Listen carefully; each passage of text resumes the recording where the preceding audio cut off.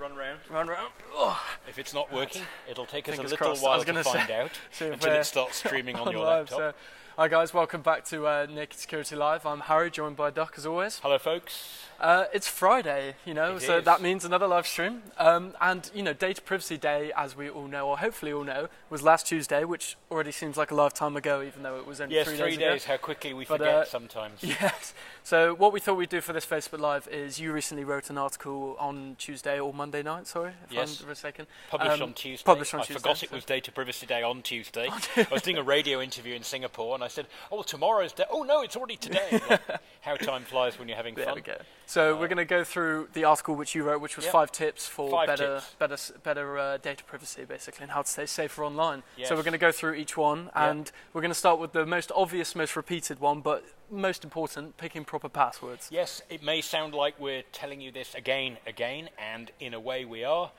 Just a reminder for anybody who's still using top secret or password 99 as a password, or sharing passwords between more than one website, don't do it. If you're struggling to conquer your password problems, get a password manager, because password managers can remember things like octafrog-you-octal just as easily as you can remember change me or password.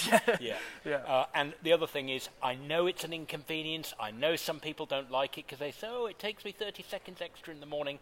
If you've got a service that supports two-factor authentication, the codes that come sent as a message to your phone, or where you run the app that generates those 6-character codes, they make it harder for the crooks, because if they manage to figure out your username and a password, or they phish it, or they steal it from a database, they haven't got access to your phone to get the token, so it does make it more difficult. A little bit of inconvenience goes an awful long way. Exactly. It's 30 seconds for you. It could be hours, days, weeks, or months harder for the crooks. Exactly. So the second one is reviewing your privacy settings. Yes. So now, that's the subtitle in the Naked Security article. If you go and have a look at it, we explain more. This is the tricky one because there isn't a magic answer. Like before, pick proper passwords. Well, we said get a password manager if you're struggling to do it yourself. The problem with reviewing your privacy settings is that each operating system, each app, each online service does it slightly differently. So you may review your privacy settings and say, you know what, I've actually had it with Facebook, I don't want to be on there anymore. That's a sort of review. But if you are on Facebook, if you do like being there, and we hope that you'll keep coming back to watch Naked Security Live, you can have a lot of fun and learn a lot of good stuff on Facebook. They do have pretty decent privacy settings, but there are loads of them because there are loads of things you can do on Facebook. Twitters are different, WhatsApps are different, Instagrams are different, Snapchats are different. So take some time, maybe take an hour one weekend, sit down, and every app you use regularly or every service, go in and look at their privacy menu. Because you may be surprised to find that things where you've made a blunder before, maybe where you shared more than you wanted, or a friend of a friend found out something you thought that they weren't supposed to, you may find there's a setting you can turn on that will actually protect you from yourself. Unfortunately, there's no one-size-fits-all there. You have to do the hard yards, sadly. Yeah. And kind of moving on from that, the third one is saying, don't share without permission, mates posting mates and things like that. What can you say for that? There are two sides to this story. We always have to include this, always feel we ought to include it. I would like to think we're moving towards a society which is opt-in rather than opt-out, and that includes in our personal lives. So if you're with your buddies at the pub and someone falls over, or they've had a few too many and they say something silly and you've got a photo or a video, it's tempting to post it online, and most of the time the other person in the end doesn't mind, but make a point of asking them first. There are two reasons why that's good. The first is you want them to do the same to you in return. So we're setting standards that we expect we'll follow, and that we're saying to big companies, hey, we want you to be cautious as well. We want you to ask us for permission first rather than forgiveness later. The other thing is, if you're there on Ibiza, on holiday, here, there, everywhere, down the pub, if you took the photo and you're posting it, you're there as well. And sometimes that little bit of thought where you stop and you ask the next guy and say, do you want this to go online? You're giving yourself a chance to reflect. Do I actually want to tell the whole world, hey guys, my apartment is empty, the key's under the plant pot, go in and help yourself.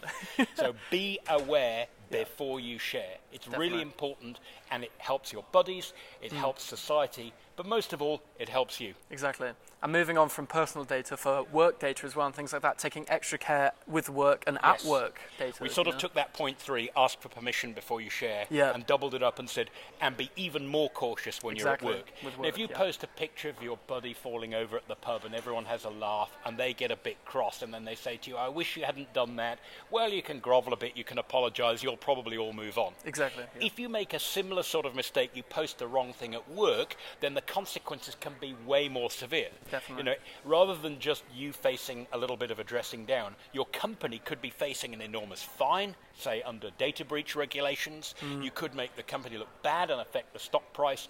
And at the worst, if you make a mistake that gives crooks a foothold that lets them come in and, for example, smash your company's network with ransomware, then you could kind of be looking down the barrel of losing your job. So it makes it's not just that the company's trying to be difficult by saying watch out. It's that there's an expectation on you and your employer to take security much more seriously than perhaps we have in the past few years. So the details really matter. If in doubt, folks, do not give it out. Simple as that. Exactly. We got a hello from Austin, Texas as well. Hello. So, Ewan? Austin, Texas? Is that Austin Powers' brother? Sorry, poor joke. There we go. Hello, you all. That's good to have you along. So, to kind of having better weather in Texas than we are. I hope so. It's all gloomy here. So we've got a bit of sunshine down to kind there. of wrap this whole thing up then, with point 5 it kind of makes sense. It's like knowing your limits with every scenario that we've basically mentioned, isn't it? You know? Yes, I think what a lot of people do is they think, well, I'll be cautious, and then every now and then they get drawn in by the circumstances, by a couple of drinks, by the photo opportunity they can't miss, or an article that we published this week on Naked Security called Anatomy of a Survey. In other words, there are loads, or Anatomy of a Free Gift, sorry, that's what it's called, so that's what you can search for. There are loads of times where we get an email that says, hey, there's a free gift, $100 McDonald's gift card, and you kind of think there probably isn't one, but I'll click the button, and it kind of all looks mostly harmless, right? Well, it's a legitimate company, there's nothing illegal about it, but they're saying, look, we'll give you something free. Could be something of quite high value, like a Samsung 11, or a Samsung 10, or an iPhone 11, or in the case we looked at, a £1,000 Amazon gift card, the highest value you can buy. And there is a card at the end of it, but you have to go through such a long journey that if you don't read the small print first and you start going down the journey, you'll have answered 1 or 2 or 3 surveys, and that each time they're asking for that little bit more. Now, it's not bad to give that out if you really want to, but know your limits and stick to them. If you're thinking, how much would you be prepared to give away about yourself? How many online subscriptions would you be prepared to enter into? How many people would you tell your mother's maiden name and your credit card number and your date of birth in return, say, for a $400 phone? Exactly. And actually go through that exercise. It sounds like very crass to think of it in those terms, but your data has a value.